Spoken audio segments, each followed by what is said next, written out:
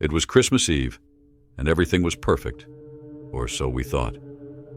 The night was bitterly cold, but the warmth of our little house surrounded us, cocooning us in comfort as we hung the last ornaments on the tree. My sisters and I begged Mom to let us stay up a little longer, just a few more minutes to stretch the magic of the night. "Just one more story, please," we pleaded, our voices tinged with excitement. Mom smiled, indulging us, as she always did.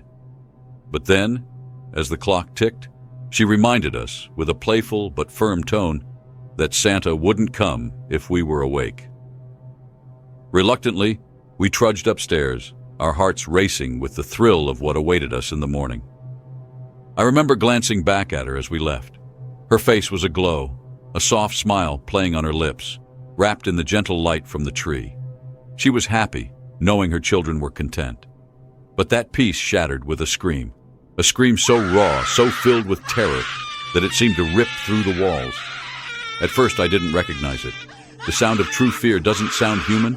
It doesn't sound like anything you've ever heard. It wraps around you like an icy hand, freezing you in place. My sisters and I stumbled into the hallway, half awake, confused, and terrified. The house was eerily quiet, save for the faint glow of the Christmas lights flickering in the living room. My youngest sister clung to my arm, her breath quick, her eyes wide with panic. We stood there, paralyzed, unsure of what to do, straining to hear something, anything, that would make sense of the horrible scream. Then came footsteps. Heavy, deliberate footsteps. The sound was unmistakable, and as they drew closer, we could feel it. The air thickened, pressing against us. It wasn't a shadow. It was a man, real and tangible, though there was something terribly wrong about him. His face was clear, even in the dim light, and it wasn't a face we knew. Not a neighbor, not a family friend, not even the stranger who might walk past on the street. Something in the way he moved, in the way his eyes glinted in the dark, told us that he should never, ever have been there. The man raised a finger to his lips, a sickening gesture. And then we saw it, a gleam of metal. A knife, cold and gleaming, catching the feeble light from the Christmas tree like it had been waiting for this moment. He wasn't lost. He wasn't scared. He wasn't even in a rush. He moved with purpose, each step measured, calculated, as though he had been planning this for a long time. My mother, cornered behind the tree, let out another scream, this one even more gut-wrenching than the last. It wasn't a scream of fear anymore. It was a scream of soul-deep terror, a sound that pierced straight through us. We froze, completely. In that moment, I understood the feeling of being trapped. I'd read about the fight-or-flight response, but I'd never known what it was like to freeze, to feel the world stop around you, yet remain powerless to do anything but wait for the nightmare to unfold. Then, a shuffle, a faint sound, muffled whimpers. My mother was there, on the floor, clutching her stomach. Her hands were covered in blood, her face twisted in agony, her eyes wide with fear, pleading with us without words to go, to run, to escape this horror. But we couldn't. We couldn't move. The man didn't stop. He towered over her, eyes cold, face blank. His breathing was steady, almost rhythmic, the only sound in the room apart from the quiet hum of the Christmas lights, flickering like they were alive. Then, without a word, without any hesitation, he raised the knife again. Each movement was like a grim dance.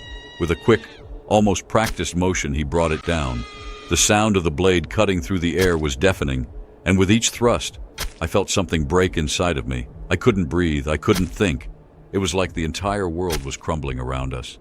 My sister's hand trembled in mine, her tiny body shaking with silent sobs.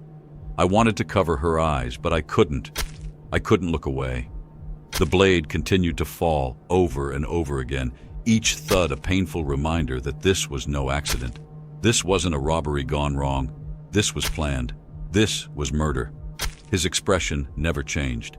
It was like he was empty inside, like we were nothing to him. Just a task, a job he had to finish. I realized then, he had come for her. He didn't care about the tree, or the presents, or the holiday. All that mattered was the kill. And then he looked up. For a moment his eyes locked with mine, And in that fleeting moment, he smiled. It wasn't a smile of joy or satisfaction, but something darker, something chilling, a smile that said, "I've won."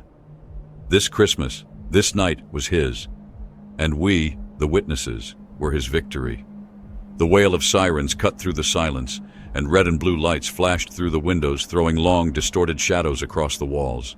The man stepped back, just enough for me to see what he had done.